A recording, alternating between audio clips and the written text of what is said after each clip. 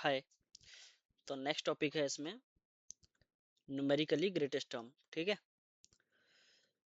तो इसको हम एक एक्सपेरिमेंट के थ्रू समझेंगे। न्यूमेरिकली ग्रेटेस्ट टर्म का मतलब होता है कि जैसे a प्लस बी की पावर n में कितने टर्म्स होंगे, total n plus one term. तो a और b की कुछ वैल्यूज गिवन होंगी, पर्टिकुलर वैल्यूज। मतलब जैसे मैंने ऐसे दे दिया a इक्वल्स टू 3 पे और b इक्वल्स टू 4 पे, बताओ कौन सा वाला टर्म सबसे बड़ा होगा।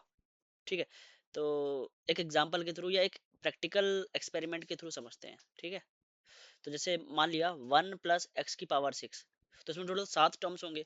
तो उनमें से न्यूमेरिकली सबसे बड़ा टर्म कब होगा, x = 0.4 रखने पे। अब न्यूमेरिकली ग्रेटेस्ट टर्म का मतलब होता है आपको x = 0.4 गिवन है, पर आप वहां पर मॉड x की वैल्यू रखोगे। मॉड x की वैल्यू भी कितनी होगी, 0.4। ठीक है, न्यूमेरिकली ग्रेटेस्ट टर्म देखना है।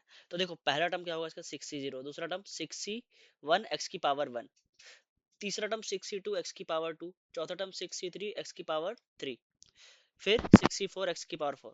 ठीक है, अब मैं इसको सॉल्व करता हूँ, क्या रख के, x = 0.4 रख के, और देखूंगा न्यूमेरिकली ग्रेटेस्ट टर्म कौन सा है। तो मैंने इसको सॉल्व किया, ये तो सीधे 1 होता है पता है। इसको सॉल्व किया तो 6 इंटू एक्स की जगह 0.4, तो 2.4 मिलेगा। उसी तरह से 6c2 इंटू एक्स की जगह 0.4 रखूंगा, 6c2 जानते हो ना। 6c2 कितना होगा, 6 इंटू 5 अपॉन 2, तो 15 होगा। और 15 की मैं मल्टीप्लाई करूंगा किससे, यहाँ पे 0.4 का स्क्वायर, तो 0.4 का स्क्वायर कितना होता है, 0.16। ठीक है, अब इसकी मल्टीप्लाई कर दो तो 2.4 मिलेगा तुमको। ठीक है, उसी तरह से इसको सॉल्व करोगे तो 1.28, और ये सॉल्व करते रहो, क्योंकि यहाँ पे x की बड़ी पावर आ रही है ना। और हाँ, ये जब हम ये सॉल्व करेंगे तो ये ध्यान रखना, मॉड x की वैल्यू जो है, जैसे यहाँ पे 1 लिखा है और यहाँ पे जो भी लिखा है उसकी वैल्यू क्या होनी चाहिए, << 1 होनी चाहिए। << 1 होने का फायदा क्या है, क्योंकि आगे जो भी टर्म्स आएंगी वो बड़ी पावर की आएंगी। तो अगर मॉड x << 1 है तो उसकी आप बड़ी पावर करोगे तो वो बहुत ही छोटा होता जाएगा। तो देखो पहला टर्म 1 था, दूसरा टर्म 2.4 फिर घटता गया, फिर और घटता रहेगा। ठीक है, क्योंकि पावर बढ़ रही है x की। समझ में आ रहा है ना। तो न्यूमेरिकली ग्रेटेस्ट टर्म इसमें कौन सा होगा, 2.4 और 2.4। ये दो टर्म होंगे इसमें न्यूमेरिकली ग्रेटेस्ट। ये कौन सा टर्म है, ये है दूसरा टर्म और ये तीसरा टर्म। तो ये न्यूमेरिकली ग्रेटेस्ट टर्म है, उसके बाद से फिर घट रही है। एक और एक्सपेरिमेंट देखो, यहाँ पर भी मॉड x मैंने क्या लिया, मॉड x कितना है, 0.2 है। ठीक है, और देख सकते हो मॉड x क्या है, << 1 है।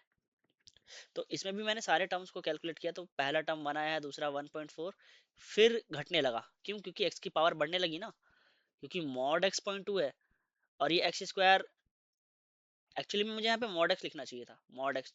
कोई बात नहीं, वो समझ में आ रहा होगा, शुरू में ही मैंने बता दिया। क्योंकि जैसे मैं इसको कैलकुलेट करता तो नेगेटिव वैल्यू आती, पर हमें उसका मॉड लेना है। मान लिया -1.4 आता, पर हमें उसका मॉड लेना है। यही मतलब होता है न्यूमेरिकली ग्रेटेस्ट टर्म का। मतलब आपको नेगेटिव आंसर नहीं बताना, आपको बताना है कौन सा आंसर न्यूमेरिकली ग्रेटेस्ट है। तो मैंने जब ये सारे टर्म्स कैलकुलेट किए तो मैंने पाया कि पहला टर्म 1 है, दूसरा टर्म 1.4, तीसरा फिर घटा, इससे इससे घटा, मतलब पहले से बढ़ेगा, फिर एक पॉइंट पे आके घटने लगेगा, घटने लगेगा, घटता ही रहेगा। ठीक है, तो इससे मैंने क्या सीखा, जैसे इसमें से मुझे निकालना है न्यूमेरिकली ग्रेटेस्ट टर्म। 1 + x⁴ में मुझे न्यूमेरिकली ग्रेटेस्ट टर्म बताना है। और हाँ, ये गिवन होगा कि मॉड x आपका 1 से कम होगा। 1 से कम होने का मतलब क्या है कि इसका जब आप एक्सपेंशन लिखोगे ना, ऐसे nc0 फिर प्लस nc1x प्लस nc2x², फिर प्लस nc3x³ सो ऑन। तो आप देखोगे ना, मॉड x << 1 है तो कुछ हद तक तो वैल्यू बढ़ेगी, फिर इसके बाद घटने लगेगी, घटती ही रहेगी। तो कहने का मतलब ये है कि जैसे मान लो मैं कंपेयर करूं दो टर्म्स को। ठीक है, दो टर्म्स को कंपेयर करता हूं। मान लिया कि एक है TR+1 टर्म और एक है TR टर्म। तो TR+1 टर्म या तो इससे बड़ा होगा, नहीं तो इसके इक्वल होगा। इस केस में देखो, इस केस में ये जो दूसरा टर्म, ये जो तीसरा टर्म है, यहाँ पे T3 बड़ा है किससे, T2 से। ठीक है, T3 बड़ा है T2 से या इसके इक्वल है। ठीक है, तो TR+1 टर्म जो होगा वो TR से बड़ा होगा। तो इस कंसेप्ट को याद रखना, बस यही एक इकलौता, एक तरह से ब्रह्मास्त्र की तरह ऐसे आप सारे क्वेश्चन कर सकते हो। ठीक है। तो जरा मैं इसमें आर की वैल्यू निकाल लेता हूँ। ठीक है, टी आर प्लस वन को कैसे लिखोगे, ऐसे लिखोगे ना, एनसीआर हमेशा इससे कम लिखते हैं, जो भी यहाँ पे होता है उससे कम लिखते हैं, ये फॉर्मूला पता है ना, टी आर प्लस वन क्या होता है, एनसीआर। ठीक है, और वही जो भी यहाँ पे होता है फर्स्ट उसकी पावर एन माइनस आर और दूसरे की पावर आर। तो यहाँ पे टी आर प्लस वन क्या होगा इस वाले इसके एक्सपेंशन में, टी आर प्लस वन, तो एन सी आर एक्स की पावर आर, और ये बड़ा होगा टी आर से, यानी कि N C R minus one और एक्स की पावर आर माइनस वन। और याद रखना मैंने यहाँ पे एक्स की जगह, मैं यहाँ पे एक्स की जगह मॉड एक्स लूंगा, क्योंकि न्यूमेरिकली ग्रेटेस्ट टर्म की बात चल रही है ना, तो यहाँ पे मैं मॉड एक्स लिख लेता हूँ। ठीक है,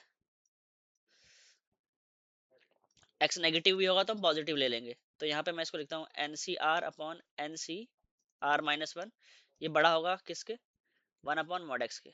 अब वन अपॉन मॉड एक्स कैसे आया, क्योंकि देखो यहाँ पे मॉड एक्स की पावर कितनी है, आर माइनस वन, और इसको डिवाइड करोगे तो मॉड एक्स की पावर आर, तो जब इसको ऊपर वाले को नीचे भेजोगे तो कैसे आएगा, वन अपॉन मॉड एक्स की power R minus R plus one, तो वन अपॉन मॉड एक्स आ गया ना। अब इसको सॉल्व कर लो, यहाँ से आर की वैल्यू निकाल लो। मैंने एक फॉर्मूला बताया हुआ है आपको, ये फॉर्मूला क्या होता है, NCR upon NCR minus one, तो ये होता है N minus R plus one upon R, ये बड़ा होगा वन अपॉन मॉड एक्स है। इसको फर्दर सॉल्व करो तो कितना आ जाएगा, तो ये आ जाएगा,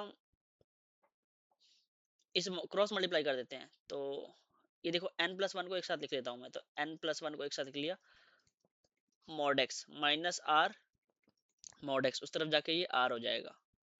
ठीक है, और यहाँ पे ग्रेटर देन और इक्वल्स टू है, तो इसको उधर भेज दो, तो r plus r mod X की जो वैल्यू होगी वो लेस देन क्या होगी, n plus one into mod X, तो यहाँ से r की वैल्यू कितनी आ जाएगी, यहाँ से r की वैल्यू जाएगी less than n plus one into mod X upon one plus mod x, यही फॉर्मूला होता है।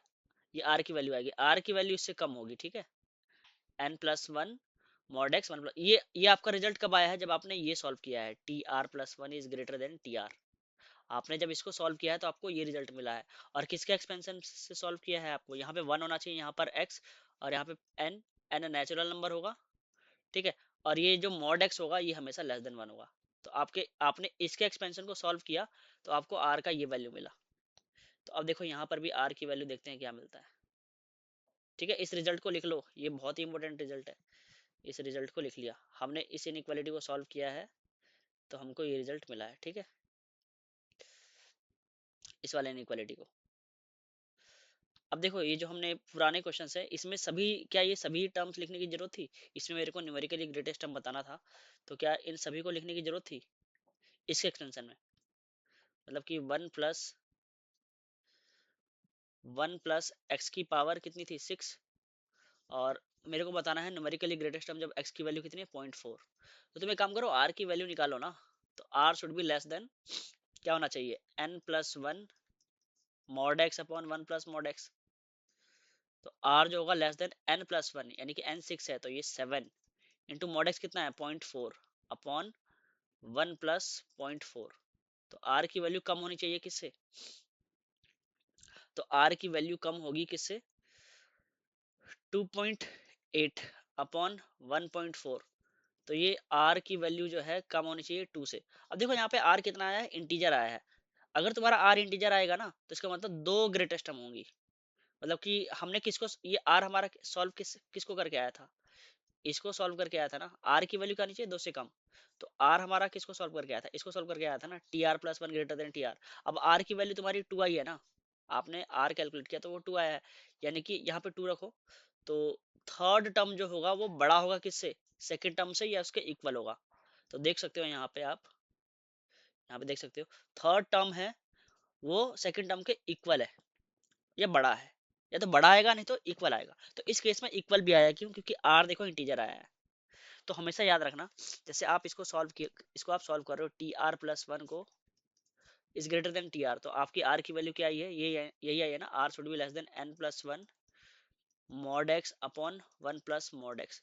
तो अगर आर तुम्हारा क्या आता है, इंटीजर आता है, सॉल्व करने पे ये कैसा आता है, इंटीजर, तो इसका मतलब टी आर प्लस वन जो है और टी आर है ये दोनों इक्वल आएंगे न्यूमेरिकली, दोनों ही इक्वल आएंगे। और अगर ये क्या होता है, जैसे इंटीजर नहीं आता है, इंटीजर नहीं आता है, तो आप इसका ग्रेटेस्ट इंटीजर ले लेना। तो जो आपका ये वाला टर्म होगा ना, दिस टर्म आर का ग्रेटेस्ट इंटीजर, मतलब आप इसमें ये जोड़ देना, मतलब आर की वैल्यू आप, मतलब आपका ये वाला टर्म जो होगा, ये वाला टर्म टी एच लिख लेता हूँ ना, तो यही आपका ग्रेटेस्ट टर्म होगा। जैसे मान लिया आपने सॉल्व किया और आपका ऐसे आ गया कुछ, r इज लेस देन 3.4, ठीक है, ये आ गया। तो इसका मतलब r 3.4, तो आप r अपनाओगे क्या, 3, यही तो अपनाओगे। तो आपका कौन सा टर्म बड़ा होगा, फोर्थ वाला टर्म बड़ा होगा, किससे, थर्ड वाले टर्म से। इस बार इक्वल नहीं आएगा, बड़ा होगा फोर्थ वाला टर्म थर्ड वाले टर्म से, मतलब सबसे बड़ा टर्म आपका फोर्थ वाला टर्म ही होगा। मतलब वैल्यू पहले बढ़ेगी बढ़ेगी, फिर जैसे ही चौथा टर्म आएगा उसके बाद से वैल्यू घटने लगेगी, ठीक है। तो ये ध्यान रखना, तो ये ध्यान रखना इस चीज में कि अगर आपका आर इंटीजर आता है, आर इंटीजर आने का मतलब क्या होता है, जैसे मान लिया आर आपका 6 आ गया, तो ये आर 6 आने का मतलब होता है ये वाली वैल्यू और ये वाली वैल्यू इक्वल होगी, मतलब कि सेवेंथ टर्म और सिक्स्थ टर्म दोनों इक्वल होगा, ये ध्यान रखना, ठीक है। तो अगर आर इंटीजर नहीं आता तो आप उसका ग्रेटेस्ट इंटीजर लेना, ठीक है। तो ये वाला जो टर्म होगा आपका सबसे ग्रेटेस्ट टर्म होगा, ठीक है।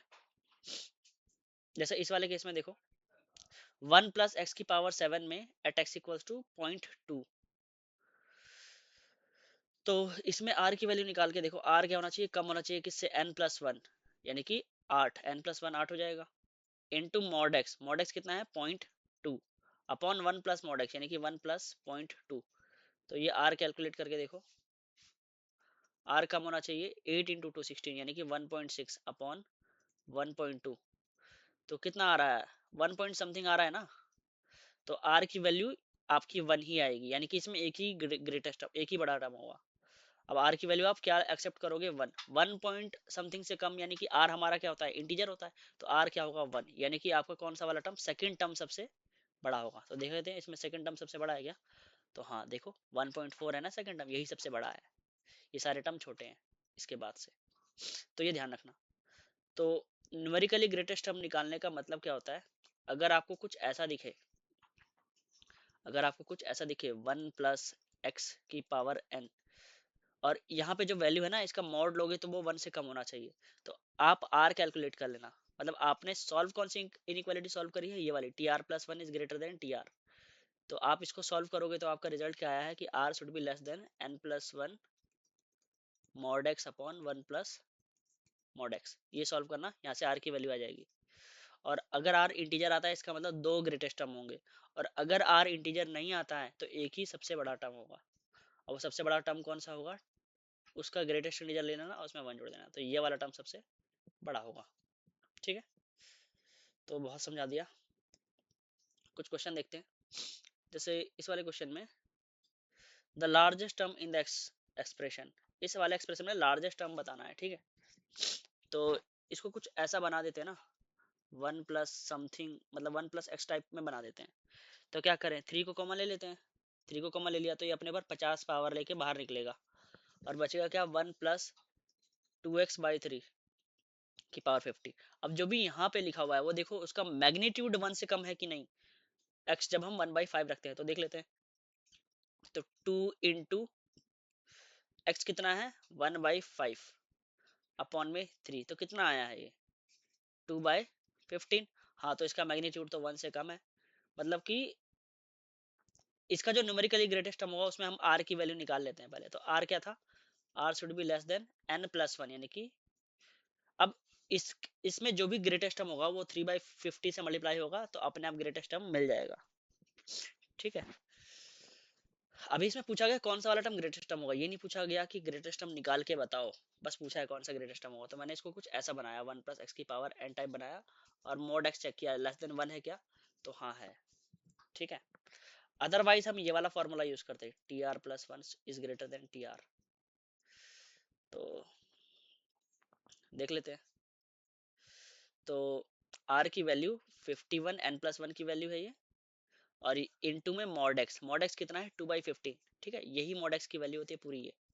तो 2/3 इंटू x 1/5, तो कितना आ रहा है, 2/15, तो 2/15 अपॉन में क्या, 1 + मॉड x, यानी कि 1 + 2/15, 15 से मल्टीप्लाई कर दो, ऊपर नीचे, तो कितना बचेगा 102, 15 से नीचे मल्टीप्लाई करोगे तो ये 15 प्लस 2 17, तो कितना आया आर 6, आर की वैल्यू 6 आ गई है, ठीक है।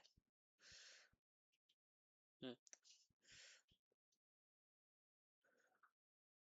तो जब आर की वैल्यू 6 आ गई तो हमने यानी कि कौन सा टर्म बड़ा होगा, हमने अब ये इनइक्वालिटी कब आती है जब T R plus one is greater than T R, यानी कि टी आर कितना है 6, यानी कि टी 7 और टी 6 ये इक्वल होगा, यानी कि सेवंथ और सिक्स इसका आंसर होगा सी और डी, ठीक है। तो सेवंथ टर्म भी इसका लार्जेस्ट होगा और सिक्स टर्म भी इसका लार्जेस्ट होगा। देख लेते हैं एक बार, 3 की पावर 50, तो आर कैसे निकालेंगे, 3 को कॉमन ले लिया तो 1 प्लस 2 एक्स बाई 3, तो 2 बाई 15, ठीक है, 51 इंटू में 2 बाई 15,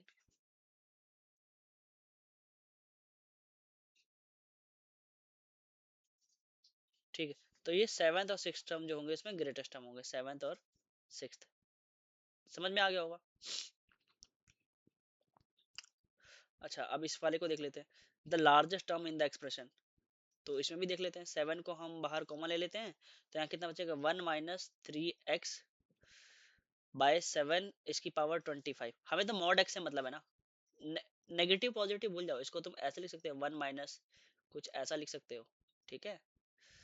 तो पहले हम मॉड x की वैल्यू कैलकुलेट कर लेते हैं ना, इसको मॉड x की तरह ट्रीट करते हैं, तो वो कितना है, तो 3 इंटू एक्स 1/3 रखो तो 1/3 अपॉन 7, तो 1/7 आ रहा है मॉड एक्स की वैल्यू, तो आर कम होना चाहिए n+1, अच्छा इसके ये यहाँ पे अपने पास 25 लेके निकलेगा, तो R should be less than, देखो हमें मैग्नीट्यूड से मतलब है, प्लस माइनस से मतलब नहीं है, मैग्नीट्यूड से मतलब है, न्यूमेरिकली ग्रेटेस्ट टर्म का मतलब ही यही होता है, तो R should be less than n+1 यानी कि 26 into n+1 into mod x कितना है 1/7 अपॉन 1 प्लस मॉड एक्स यानी कि 1 प्लस 1/7, तो कितना आ जाएगा ये 26, 7 से ऊपर नीचे मल्टीप्लाई कर दो तो 7 और 1 8, तो 3 पॉइंट समथिंग आ रहा है ना, 3 पॉइंट समथिंग आर की वैल्यू, तो एक ही ग्रेटेस्ट टर्म होगा और वो कौन सा होगा T4, तो T4 ही ग्रेटेस्ट टर्म होगा, T4 विल बी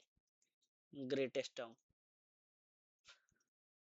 अच्छा अब इसमें अगर ग्रेटेस्ट टर्म पूछा गया है तो निकाल भी लो, तो T4 निकालो, T4 कैसे निकालोगे इसमें से, तो सिंपल है 25C3 और 7 की पावर 25 माइनस 3 यानी कि 22, और x की पावर कितना, मतलब -3x की पावर 3, अब न्यूमेरिकली ग्रेटेस्ट हम निकाला है तो इसका मॉड निकालना होगा, ठीक है, तो मॉड निकालना है तो नेगेटिव भूल जाओ, तो 25C3 इंटू 3 की पावर 3 कितना 27 इंटू 7 की पावर 22, और x की जगह रख दो कितना x क्यूब यानी कि 1/3 क्यूब यानी कि, तो ये कट जाएगा, तो यही आंसर है, यही सबसे बड़ा टर्म होगा न्यूमेरिकली ग्रेटेस्ट टर्म, कितना होगा 25C3 7 की पावर 22, यही सबसे बड़ा टर्म होगा इसमें, ठीक है। तो आई होप ये क्लियर होगा, और ये पूछा जाए कौन सा वाला टर्म होगा न्यूमेरिकली ग्रेटेस्ट, तो फोर्थ टर्म होगा, क्योंकि आर की वैल्यू 3 पॉइंट समथिंग आई है तो एक ही ग्रेटेस्ट टर्म होगा, ठीक है। अगर आर इंटीजर आ जाता है तो दो ग्रेटेस्ट टर्म होते हैं,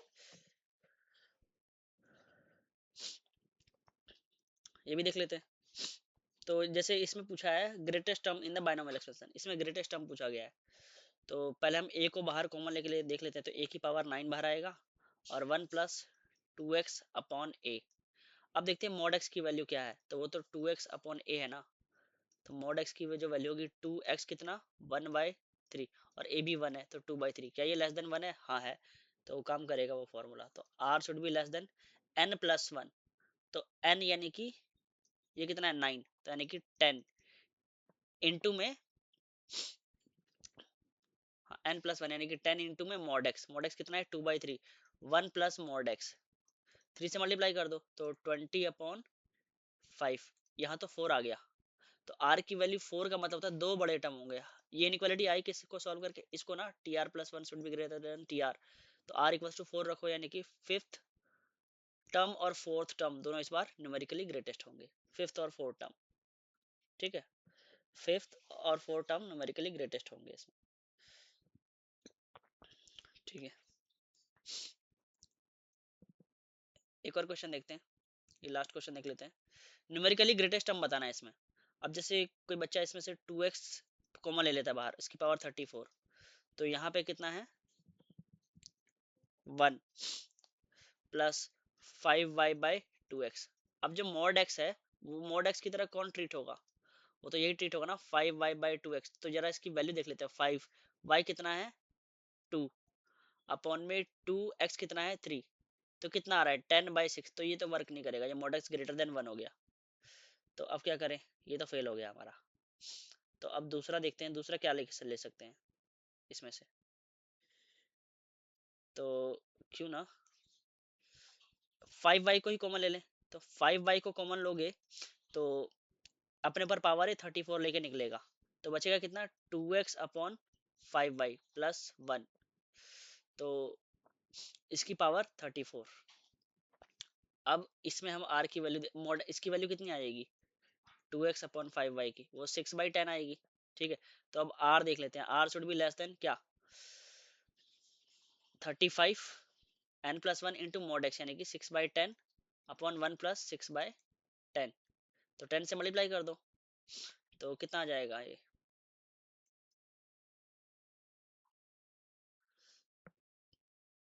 एक काम करते हैं इसको सॉल्व कर लेते हैं। 2 3 जा 6, 2 5 जा 10, 2 3 जा 6, तो 5 से मल्टीप्लाई कर देते हैं।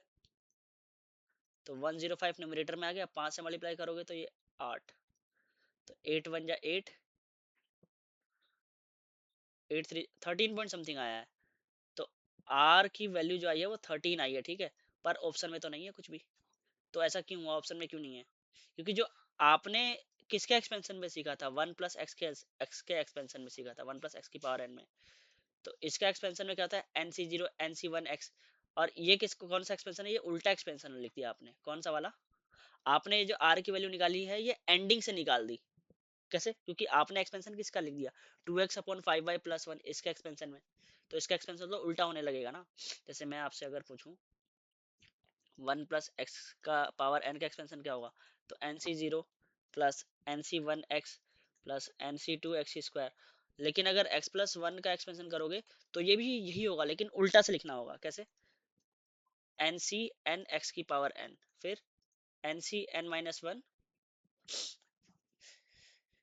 ठीक है, ऐसे उल्टा होगा इसका।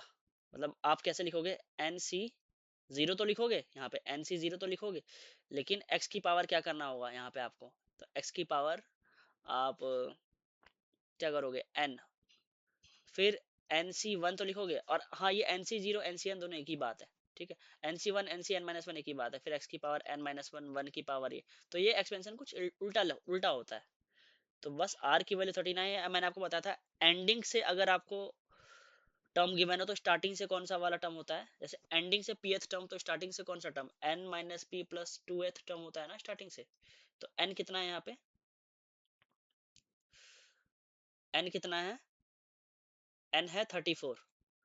तो 34 माइनस rth टर्म, r कितना है 13 प्लस 2, तो ये कितना हो जाएगा 36 माइनस 13, तो 3 और 1, यानी कि 23rd टर्म जो होगा आपका, 23rd टर्म जो होगा वही आपका ग्रेटेस्ट टर्म होगा, 23rd, यानी कि सी ऑप्शन।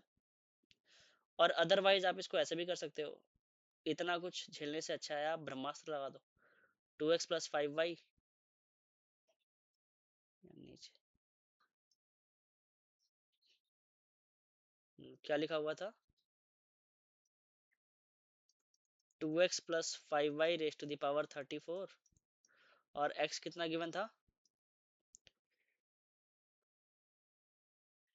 x गिवन था 3 और y 2। तो x 3 और y 2। तो मैंने क्या पढ़ाया हुआ था कि Tr+1 हमेशा बड़ा होता है Tr से, इसका मैग्नीट्यूड जो होता है हमेशा बड़ा होता है R से। ठीक है, तो Tr+1 कैसे लिखोगे, तो इसमें 34 34C आर, और मतलब कि मैं T R plus one term लिख रहा हूँ, तो T R plus one term क्या होगा, 34 CR 2x की पावर कितना, 34 - R। ठीक है, ये समझ लो कि मॉड वर्ड ले लेंगे बाद में, मॉड ले सकते हो यहीं पे, चाहो तो यहीं पे मॉड ले लो। और क्या, 5y की पावर r, ये बड़ा होना चाहिए किससे, 34 CR - 1 से, मॉड वगैरह चाहो तो चलो ले लिया लो। और 2x की पावर 34 में से इसको माइनस करो, तो 34 में से जब माइनस करोगे तो 35 - R आ जाएगा, 35 - R। ठीक है, देख लो माइनस करके, 34 में से इसको माइनस करोगे तो, और 5y की पावर कितना आ जाएगा, R - 1। ठीक है, अब इसको सॉल्व करते हैं। तो मैं एक काम करता हूँ, नंबर वाले एक तरफ कर लेता हूँ, मतलब 34 CR/34 CR - 1 should be greater than, अब ये वाले एक तरफ कर लेता हूँ, जैसे 2x की पावर है, 2x की पावर कितनी है, 35 - R, और यहाँ पे 2x की पावर कितनी है, 34 - R, तो ये घट जाएगा इधर जाके, मतलब घटेगा 34, और ये प्लस R हो जाएगा। उसी तरह से यहाँ पे 5y की पावर कितनी है, R - 1, तो यहाँ पे जो भी 5y की पावर है वो जाके घट जाएगा, तो माइनस का R।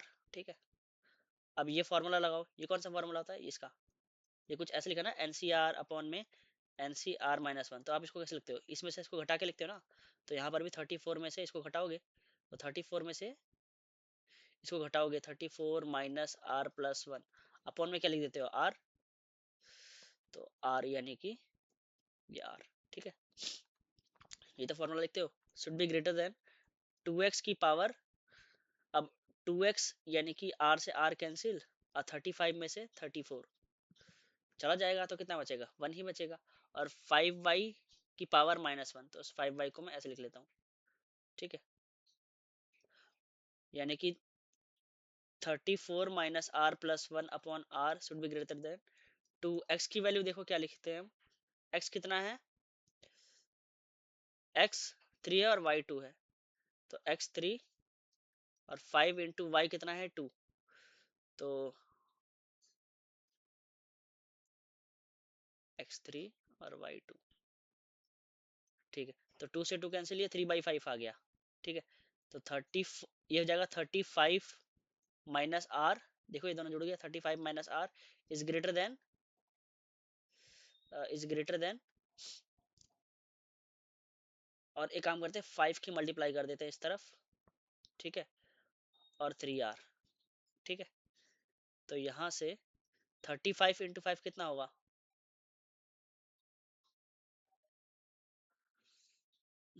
35 × 5, 5 × 5 25, कैरी टू 175, माइनस का 5R is greater than 3R, तो 8R इधर जाके जुड़ जाएगा।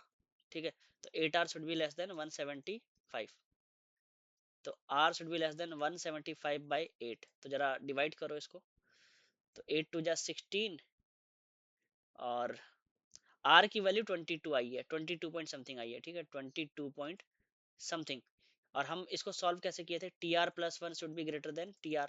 अब मैंने बताया था ये इंटीजर नहीं आया ना, तो एक ही टर्म बड़ा होगा, कौन सा वाला, 23rd वाला टर्म, तो ऐसे कर सकते हो, आर की वैल्यू 22 पॉइंट समथिंग आई, यानी कि 23rd वाला टर्म सबसे बड़ा होगा, तो ऐसे कर सकते हो। तो आई होप ये क्लियर होगा। और मैंने एक कंसेप्ट पढ़ाया था कि अगर pth टर्म एंडिंग से होगा, तो स्टार्टिंग से कौन सा वाला टर्म होगा, n-p+2th टर्म। ठीक है,